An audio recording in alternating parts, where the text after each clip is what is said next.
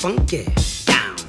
G'day guys, David here from Geekbyte, and today I'm going to be unboxing an LED smart light that I managed to pick up for $5 online. So usually you'd spend a little bit more than $5 on an LED smart light. Usually they're connected via Wi-Fi to your phone and you can control them with an app. This particular light bulb is not connected via Wi-Fi.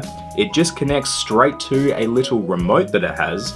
I'm guessing it is an infrared remote and it's not going to be any sort of Bluetooth remote, seeing as how cheap it was, but hopefully this ends up being a worthwhile purchase for $5. So the packaging has 4 different styles of light bulb on the outside.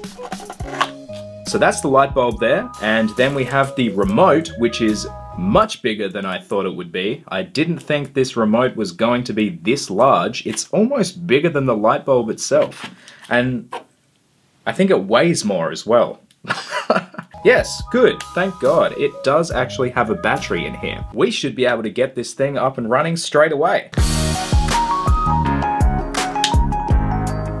And we have light. Red, green, blue, that looks like yellow, light blue, purple, yellow, blue. Why is it cycling through them? Off. Oh, okay. So it is an infrared remote. So you can see the little infrared light on the top here.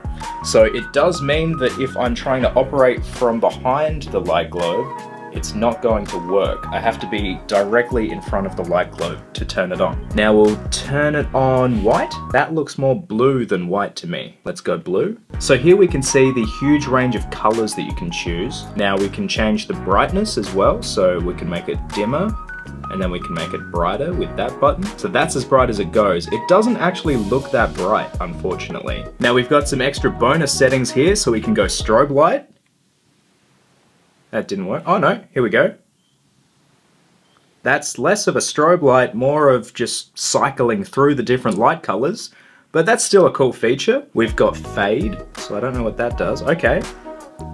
Wow, okay, so that's actually fading between the colors. I quite like that. So what I'll do now is I'll turn off these other studio lights I have, and we'll see how it looks when it's actually completely dark in here. So I've left my nice blue light on behind me so that you can still see my silhouette, and I can already tell from this light that it's just not bright enough to actually be practical. So you wouldn't actually be able to use it as a bedside lamp to read your book, and you definitely would not be able to use it as your main source of light in your room. But that being said, it does actually work quite nicely as a mood light. That is as bright as this light can possibly go.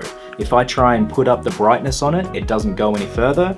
And if I push down on the brightness, we can bring it down to there. So that is as dim as it goes when it's white, and that is as bright as it goes. So if I just quickly turn off this light behind me, that should give you an idea of how dim this thing is. So it really is only useful for mood lighting. Now I'll quickly replace this globe with the usual globe that I use, which is an 11 watt LED globe from Mirabella, which as you'll see is a whole lot brighter than this LED globe. And that is the difference. Now keep in mind that this is one of the brightest globes that is actually offered by Mirabella. But hopefully you guys get the idea that this isn't something that you would use as your main source of light.